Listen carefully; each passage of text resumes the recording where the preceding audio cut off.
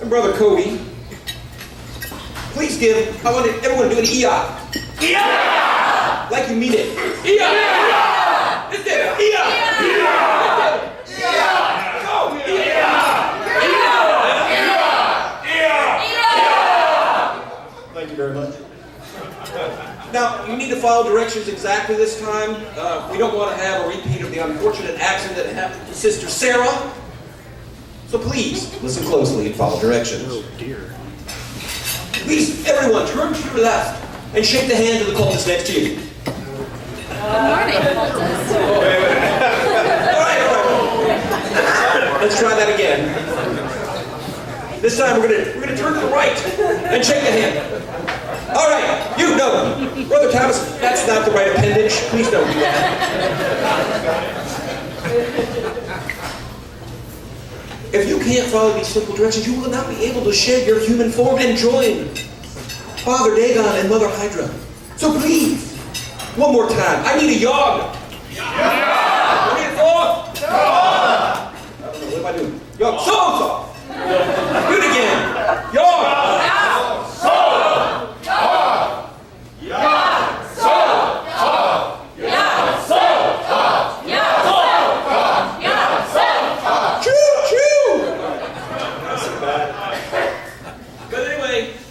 Let us say the way has been prepared. Brother Bob, please take over.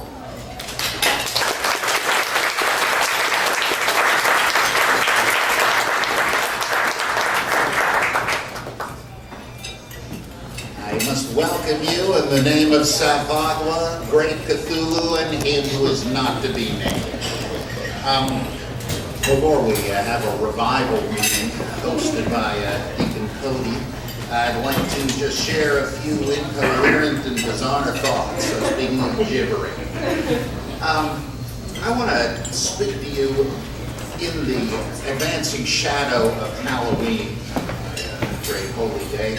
And my theme is one that no other holy day is quite appropriate.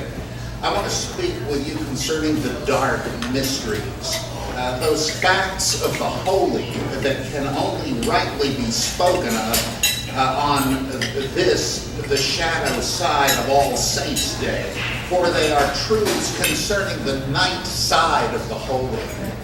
My theme this morning is that of which Paul Tillich called demonic holiness. To make this intelligible, I should explain exactly what holiness means, or used to mean, before we domesticated it and defused it. Rudolf Otto, in a classic study called The Idea of the Holy, set about tracing the history and the basic meaning of the holy or the sacred. Just what is so holy about it, or about anything? He studied many ancient and modern religious texts, including many in the Bible, and he isolated the central element as an irrational, pre-rational sense of the awe-inspiring, that which is at one and the same time terrifying, uncanny, and yet endlessly fascinating. One dare not look, and yet one cannot take one's eyes away. We feel this way in a particularly scary movie, right? We cover our eyes, yet we peek through our fingers. Both elements are necessary parts, Otto suggested, of a true experience of the holy, a numinous experience. There is the fear of the Lord and the thirst as of the heart after the water brook. One hears the thunder of Sinai saying, "Man shall not see me and live." And one responds, "O God, thou art my God, I seek thee. My soul thirsts for thee, my flesh faints for thee, as in a dry and weary land where no water is." The experience of the holiness of God was the experience of the infinite qualitative distinction, as Kierkegaard called it, between the finite and the infinite. Before the terrible, yawning abyss of the holy, one shrinks into the microscopic dot of one's own pitiful creatureliness. One feels not moral guilt, but ontological shame. the rebuke of self-knowledge that one is precisely nothing before the great eternal I am that I am. It is the terror captured so well in The Wizard of Oz when Dorothy and her compatriots grovel before the great and powerful Oz. It's altogether appropriate to evoke a children's fantasy to illustrate the idea of the holy. That's why this is a subject for Halloween, which we usually relegate to childish observance. It is not that All Saints' Eve has no lesson for adults. Oh, it has a lesson for us, all right, but one we have forgotten. Once we could see it with the clear eyes of children, but as adults we prefer to forget it. And to forget it is a sign of the hardening of the arteries of religious sensibility. What is it that children have not yet forgotten? Simply that for the unearthly, the uncanny, the other to encroach, which is what we say is happening when God comes near, it must be essentially terrifying, though of course no less enthralling. The fear of ghosts draws from the well from which the fear of the Holy Ghost used to come. We have defused the explosive bomb of the holy, we mundane adults, and we have safely moralized the notion of the holy. We've made that word synonymous with moral perfection, which of course we do not claim to have. We say God is holy and we are not, because he is morally perfect and we are not. But can God even be said to be righteous? Has he proven himself by resisting temptation? No, he is not flesh that he should be tempted in the first place. God is surely beyond righteousness. We can no more call God righteous than we could call him learned, as if he had ever had to learn anything in the first place. But we are right when we remember that God's holiness at least means he is separated from mortals. Holiness was a pre-moral term. It meant he could not be approached lightly. One had to tremble in his presence, take off one's shoes on ground made holy by the shadow of his presence. Do not touch even the base of Sinai, Moses tells the trembling crowds, lest Yahweh break out upon you and you be destroyed. It's potentially this that is the potential destructive power of the holy that Tillich called demonic holiness. It completely consumes some who serve it, such as Shiite car bomb terrorists, such as Branch Davidians, such as the Jim Jones sectarians. Years ago, my father and I sat watching some of the astonishing footage of the Jonestown aftermath. I had trouble sleeping for a couple of nights afterward. He looked at the screen and remarked, "That shows the terrible power of religion." Exactly. Even the terrible power of the holy. What kind of charisma do you suppose Charles Manson had, or Jim Jones? Their followers regarded them as Christs, and in a strange way they were right. If the Christ is the one who is a clear channel to the holy, these men were antichrists, real and true conduits of demonic holiness. Let me tell you why it's important to remember that God is holy, terrifyingly holy, far removed from the likes of you and me. That he far transcends every stumbling thought and fumbling word of ours. Because if we do not fear God, fear him, I say, as one fears the expanse of the night sky or the dreadful depth of the ocean, then our love for God will turn to contempt. We imagine ourselves to be on easy and familiar terms with the Almighty, and familiarity breeds contempt. Only no one can have contempt for what is infinitely greater.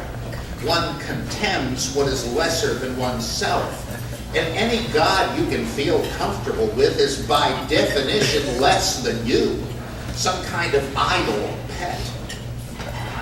God, the cuddly teddy bear of liberal Protestant theology, is a contemptible idol. not the real God. Nothing to be afraid of. I say we have domesticated the holy by redefining the holy exclusively as righteous. We've divided the Holy One into two. We've divided him into good and evil, or if you prefer a different spelling, God and devil. It's just a matter of how you sprinkle letters, as the ancient Kabbalists could have told you. It's fairly evident in the Old Testament that God was thought the origin of both blessing and adversity, creation and destruction, life and death, good and evil. The Lord's Prayer remembers this in that it can ask God not to tempt us. He might. The robust ancient concept, or should I say experience, of the holy was that of destruction as well as providence. We forget that, and as a result, we cannot imagine how to square evil and adversity with a good God. A good God? Where did you ever get that idea? The holiness of God is demonic as well as divine. It is fire as well as balm. It smites as well as heals. If adversity strikes, God forbid, and you curse God, you are not so much guilty of blasphemy as of missing the point. If you comfort yourself with a tortuous rationalization that God is calculatingly using tragedy for some good end, you make it God into a pitiful schemer who must use devious means to gain his ends. What you must recognize in such a moment, not that it will comfort you, is the demonic side of the holy. The experience of tragedy is the experience of limit. Heidegger saw that we define and understand things by bumping into their limitations. Well, understand this about yourself. You are a creature, a mortal, a mote. To know that is to know the opening of the terrifying vista of the holy. It is a religious experience. Accordingly, as Fritz Leiber understood, Lovecraft's cosmic nihilism was an essentially religious vision. Here is what little children know on Halloween, even if they know it only in pretense and play. They know that there is a night side to the holy, a darkness before the sun of righteousness rises with healing in its wings. They know that there is that which thrills the soul by frightening it and making it to know its own mortality. Now with that, let me introduce a fine instrument. Let's give him a really big hand. Really good folks.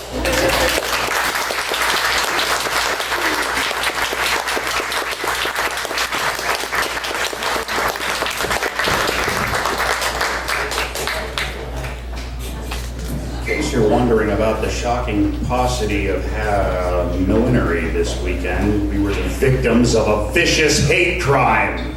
Somebody abducted Bishop Bob Price's new hat, and so we're going to be passing the hat. How funny, nobody reached for their wallets.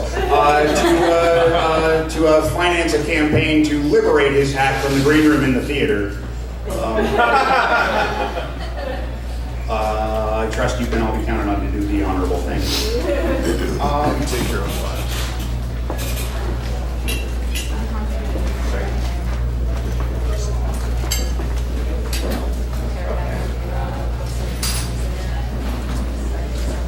Sisters and brothers, I come before you a humbled man. Once I railed against the orthodoxy of our sacred covenant and even called for a schism. But after the tribulations of Necronomicon in Providence, in which I witnessed the brilliantly conceived but ineptly executed attempt on the good Bishop Price's life last month, I've come to realize that we must cast away factional grievances and come together, for the greatest threat to our existence is not the intolerance of the know-nothing hordes without, but the temptation to draw the inner circle ever tighter within, until only one remains with half a foot on the edge of the precipice. We can none of us afford to seek to cast out those who disagree with us. For we all know that if the Shriners lowered their standards, I'd be addressing an empty hall today. Yea, say, instead of dwelling upon our differences, we must gird our loins and reach out to those swept up in the uncertainty of our age, to get in front of a world dangerously close to going mad without our help. Humankind is looking for answers, and it's almost freaked out enough that ours are starting to make sense. But we must speak to the world in terms they can grasp, must make them see not how wrong they are, but merely to see as we do. In a noble attempt to seize the moment and strike a blow for our religious liberty, I secured a key position and then refused to perform my duties on the grounds that they violated my religious beliefs as head cashier at the San Pedro Long John Silver's.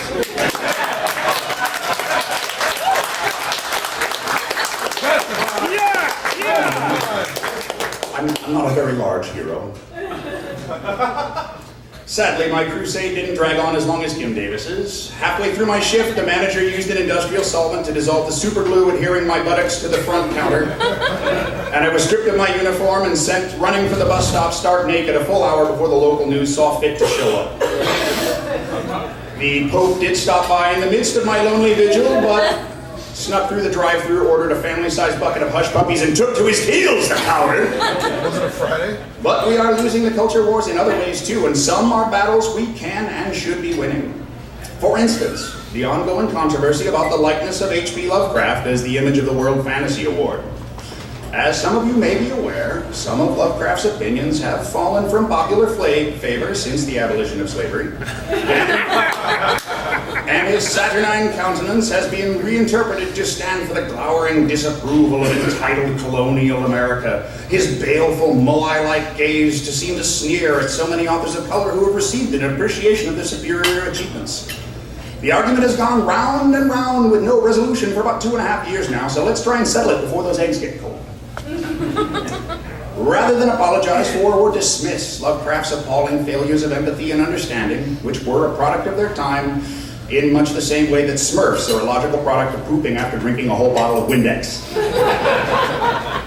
One popular suggestion was to ensure that the award never goes politically off the rails again by replacing the Howie with a sternly wagging bobble finger of lovingly burnished mesquite, henceforth to be known as the Wooden Nicolay. Another meritorious notion was to select instead an iconic author with no earthly faults, whose stellar career and brilliance have elevated not only every genre he saw fit to revolutionize, but the species as a whole. I give you the hubby. This paid message brought to you by the Church of Scientology. And their check cleared. But my personal favorite idea was to celebrate excellence not with any mere mortal incarnation, but with a symbol of the ultimate expression of the unknown into which we all gaze and out of which an infinity of dreams are born. So I can think of no better image to capture this numinous quality than an idol of great Cthulhu that is also a bomb. I was going to go prop comedy on you, but I went up and down this street. Yeah, sure, yeah, it's legal here, but a squid bomb? Where's Ann Coy?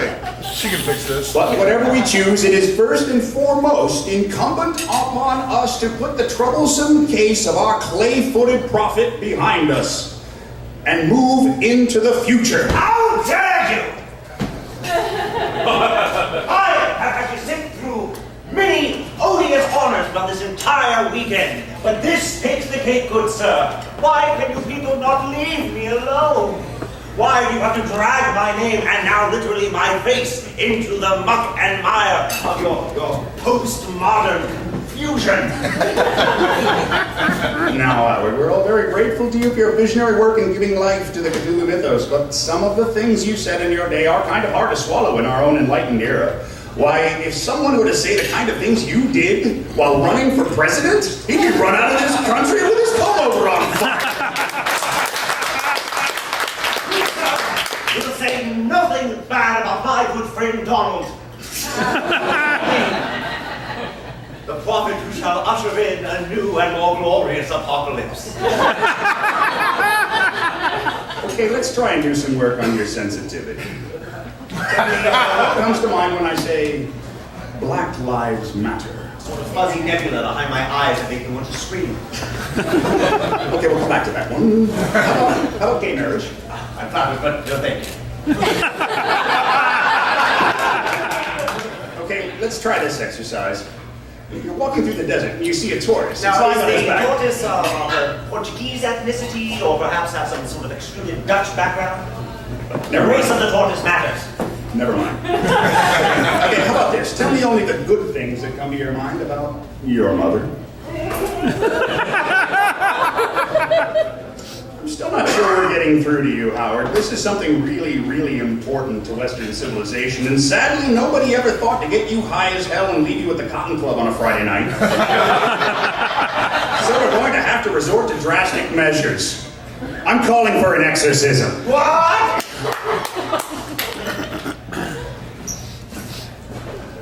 You had it coming. What? Oh, no. Okay.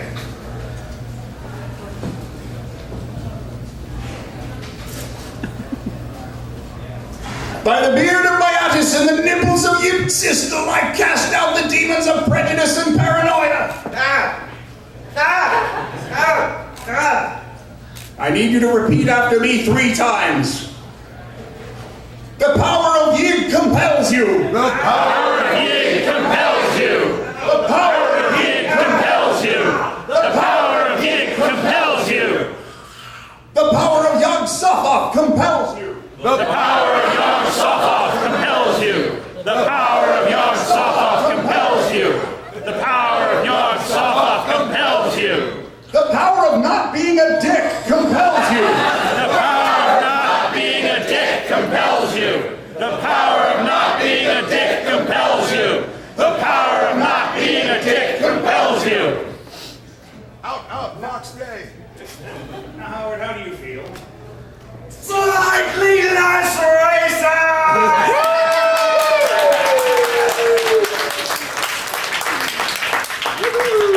Excellent. Well, perhaps if your attitudes have softened, we can all get along. But how best to reach out to today's culture and demonstrate your enlightenment? I think the most efficacious means would be through some form of rhythmic rhyme and meter, perhaps a sort of syncopated rhymes that can be delivered through driving jungle beats.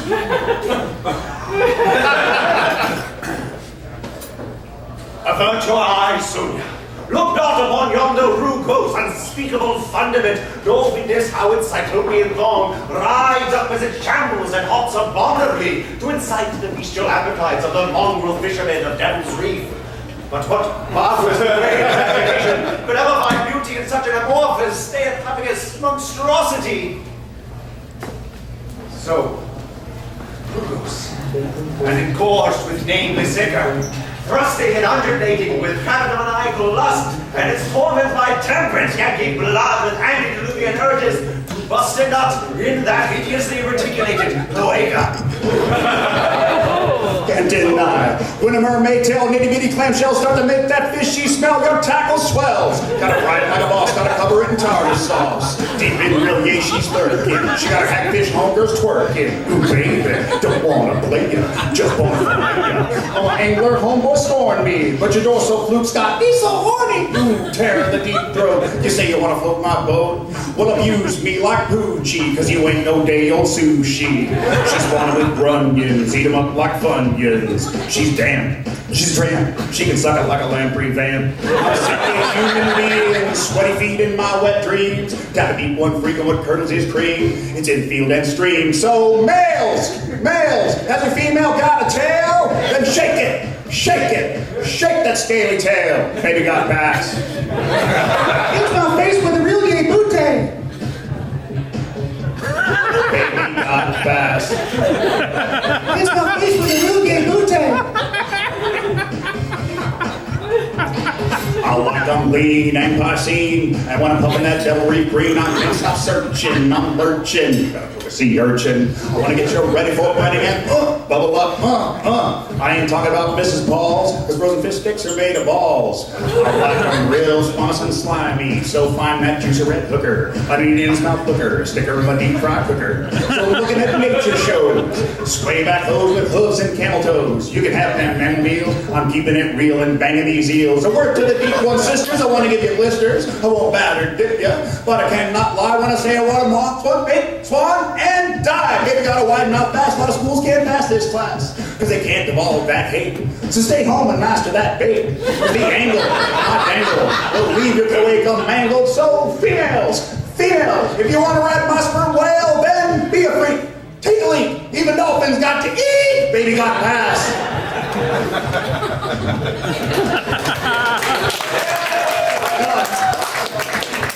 Yo, hail Hydra. When it comes to females, SeaWorld ain't got nothing on my selection. 36, 24, 36. Not unless you count your suction cups. See, your girlfriend don't take Dagon. She got a butt like Nancy Reagan, but my Hydra got a green caboose you can fry an egg on. My Barracuda won't sit with you unless you got fins, boo. There's no flaps, but please don't lose those fins. Some humans who think their dookie don't stink try to tail his stale. So they chuck it, and I suck it, out the bottom of the yucky chum bucket. Say your nature's worst mistake. Does this narwhal horn look fake? Because their tail fin's draped like a classic caddy. Getting my fry daddy. To the warm-blooded hose in the panty catalogs, I'd rather get with some frogs. Tadpoles make a brother go insane. In the nicotine membrane, some primate made a wish to steal my fillet of fish. Yeah, abs like Channing Tatum, till the funky fry bitches ate them. So ladies, if the tail is scaly, and you like to reproduce daily, dial 1-900 melt a lot, and kick those soggy thoughts. Baby got pass.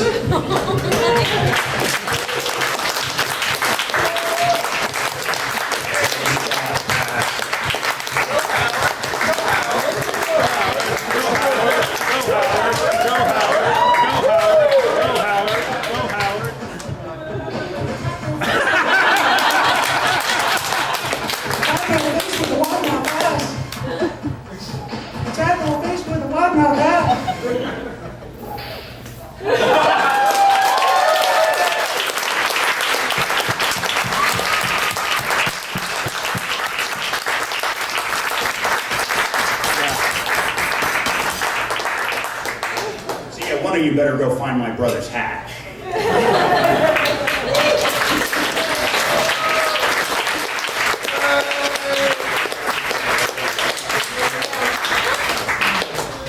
It's unspeakable. This is no good time for me. Thank you all for coming. And do you guys have anything else?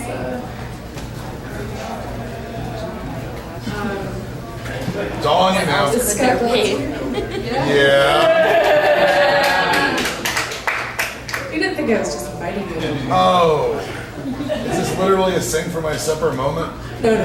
Okay, good. Just talk. A lot of you have been to the festival many, many years. How many years?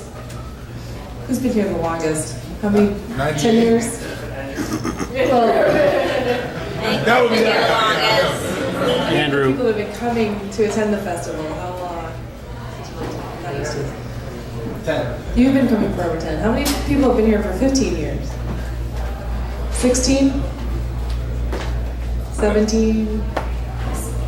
So you've been coming the longest? I guess I've been here since 98. Yeah. Amazing.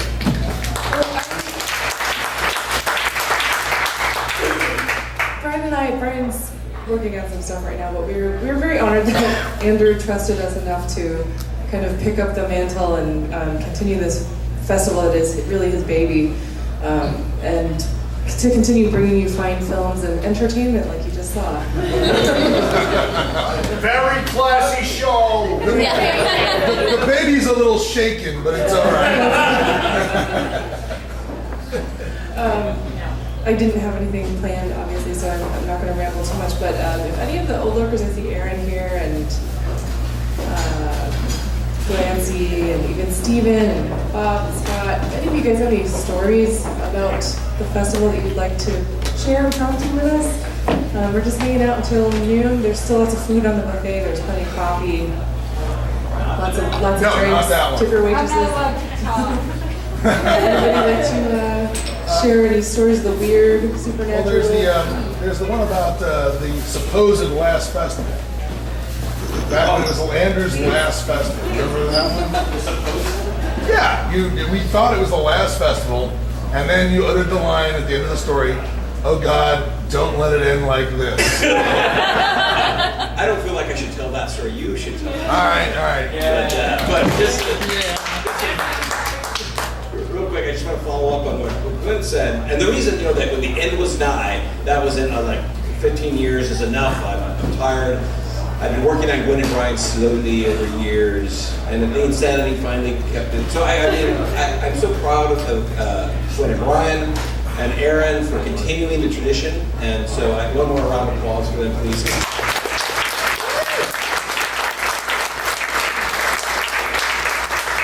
When you run an event like this and the amount of stress, there's 1,000 details. Good people are helping, but it's really a lot of work. We're staying up until 4 in the morning and then coming back and turning around and doing this again. So, again, I just so grateful. You guys have done a fabulous job. So, all right. That's not going to embarrass me about the don't let it end this way. Yeah. All right.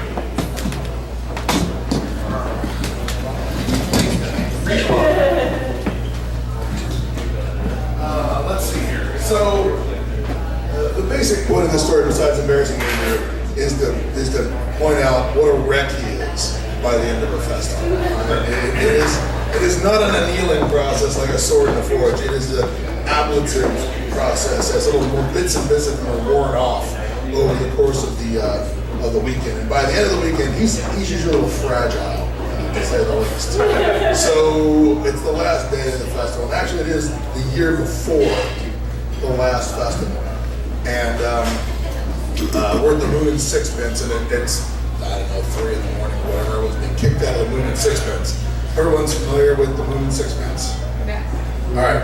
So I'm there with a couple other people. There's this little tiny woman named Shauna Waldron, who's an actress who's in Aaron Bennett's The Sign, if you've seen that.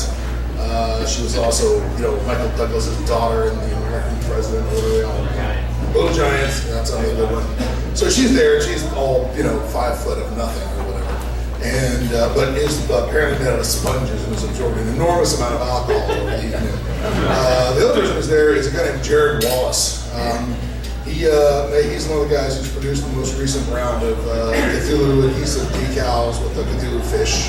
He has his company Dagon Industries makes a number of gewgaws and trinkets that he sold at the festival. Now Jared at the time was about 2 of them. All right. If we'd taken like me and Matt Weissman and distilled them down into one body, that would be about a Jared. All right. And he's the kind of guy who tells amusing stories about knocking people unconscious. He will walk out of the place, and suddenly there's this guy yelling across the street at us. Just this 20-something drunk guy with a couple other 20-something drunk guys, and he starts yelling out right at us, "Hey, George! Hey, George!" I look at him and I'm like, "Nobody here's named George," and he goes, "It must have been some other fat guy." And Wallace is a little sensitive about his weight. So he says, "What the fuck did you say?" And the whole street is just lit up with this rage of this guy. And Andrew's hair all stands up in every direction. He's like he stepped on the 3rd rail. He's like, "Oh my God, it's on!" And tiny little Shauna also is like, "Hey, you fuckers, come over here!" And she just starts walking across the street at these guys. And one of them steps forward and is like, "Yeah, come on up, boy, lady. I'll punch a woman. You just come over here. I'm not afraid of you." Because why would he be? She's tiny, I guess. But his friends just turn around and leave because, I don't know, somehow in the alcoholic haze, the guy who's decided he's going to fight the 5-foot-tall woman has missed the 500-pound, 6'4" guy who's coming across the street.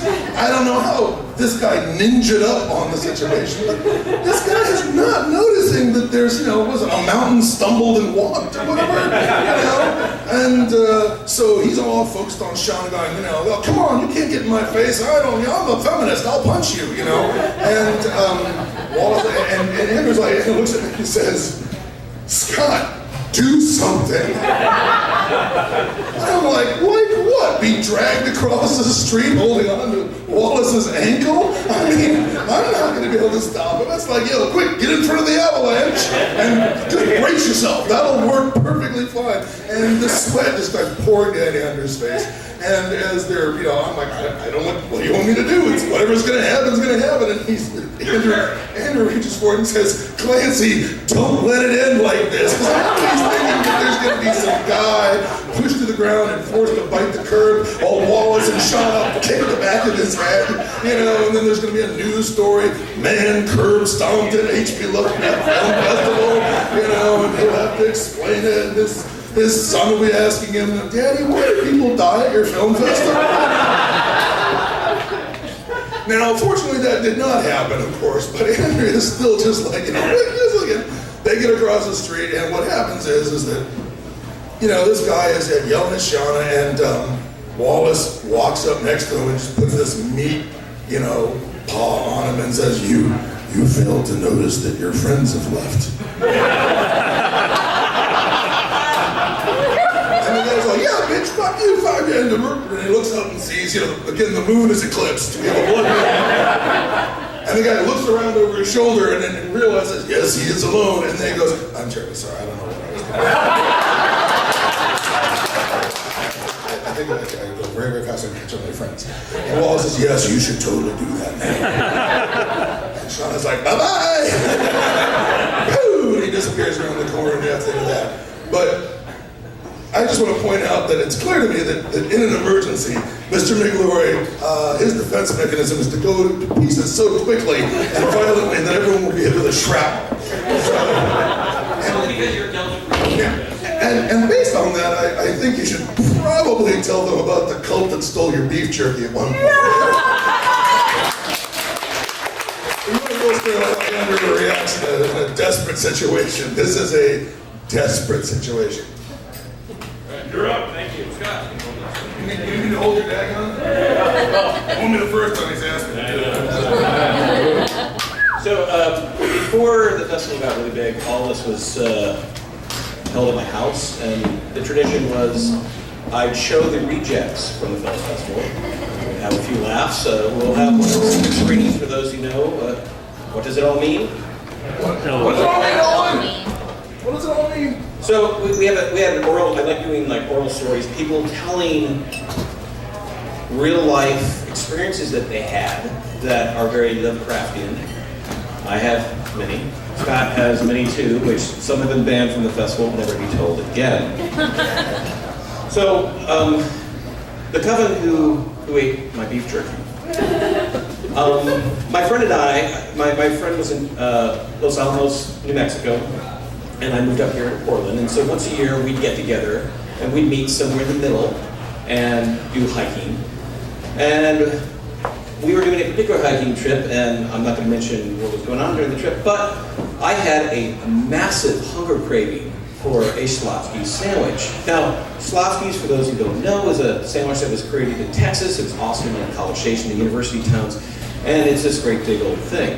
So I said, I'm going to drive how many hundreds of miles to go there. So we're coming through the Membres National Forest in New Mexico, and the sun is setting, it's getting dark, and we're deciding, well, we really need to decide what to do. Are we going to pitch a tent, or, I mean, we've been camping for weeks, or really we want to get some showers and things like that. So we're coming out of the National Forest, and on the edge of this National Forest is a small town, and I mean small, I mean it's like a few buildings. One of the buildings had a sign that said, hot tamales and showers. That's good to me. To let. Oh, I regret never seeing that sign. We pulled up in a pickup truck in front of this building. We went in, and this place was run by two wizened old ladies, wrinkled, gray hair, looking like they've had a lot of sun. They look at us, with disdain. We asked for tamales, and we wanted a room. We sat down, and they go out to the kitchen area, which I have a clear view. My friend, unfortunately, has his back turned to them, which is a tactical mistake. As we're waiting for our food, I hear, full moon, coven. Of course, my razor-sharp skills keep, glancing, they made fun of me, but this is a survival instinct deeply bred from playing years of Call of Cthulhu. I'm prepared. I'm watching the entrances and exits. I'm watching them, so I hear. I'm watching. I go, my friend's name is Kelly. I said, Kelly. There's somewhere. They're looking at us. I just said, coven. My friend's like, yeah, whatever, Andrew. Sure, just go back. So they bring the tamales down. We're eating. And in comes this man in these pinstriped overalls, grease, scraggly beard, greasy hair. And he comes shuffling in. And I mean shuffling, he's shuffling. He looks at us, goes on, and he goes to the old women in the corner. The next thing I hear is, coven. I couldn't quite hear everything, but I know what I heard. I heard them talking about the full moon and coven. Well, what does that mean to you? Witches. Our lives are in danger. I'm sure you've all had an experience like this yourselves. So I'm getting a little concerned. We get our tamales. They were delicious, by the way. I don't know what the meat was, but it was good. Strangely familiar. So they're going to show us a room, but we went to our pickup truck to get our backpacks. Now we had one of those external frame backpacks of the day. We get to the pickup truck, and all the contents have been strewn in the back of the bed. Everything has been ransacked. And clearly, in my mind, it was the guy who shambled up, talked to the witches about the coven that was probably under the full moon that night, and left. And I knew it. I said, Kelly, this bastard took our jar of beef jerky. Now that's the only thing that was taken. Our dirty underwear was not taken. I don't know why. The camping gear, everything else, the only thing that was taken was the jar of beef jerky. So I knew what we had to do. Clearly, the only way, he didn't go back to the Membranes National Forest. He was going to head back into the town. So we got in the pickup truck, we went down, and there, I said, Kevin, stop. There was the jar of empty beef jerky. The meat had been consumed. Empty jar. Now this is all true. You may not believe it, but I swear to God, this is all true that I'm telling you. At the point of the junction where the empty jar was a path going off. The sun, did I mention it was setting? It's setting. This is not a good time to run off and explore. Not like the final prayer. You don't do that. You don't go out at night. Bad time. So anyway, we get back. We're showing the rooms. Now the rooms, you had to go through the restaurant area to the back of the building. There's a staircase going up. And I swear this sounds so cliche, but again, this is all true. We are going up the stairs, and about halfway, we hear, This will be important later. I still have nightmares about this. Anyway, we get shown our room, and it's the classic, horrible. I'm a war gamer, okay? I play lots of, grand strategic, grand tactical war games, and I'm looking at our position, and I go, this is not a defensible position. One, the door opens inward. There is no what? Does this sound familiar? Gilman House? Anyone? I'm going, Kelly, we need to stay up all night and watch. We are basically above the restaurant. We have a window. We might be able to jump out to the ground in case the shit goes down, right? I'm going, what do we have? We have a flimsy bureau. How are we going to brace the door? We have no lock mechanism. What are we going to do? And Kelly's going, yeah, whatever, Andrew. You take the first watch.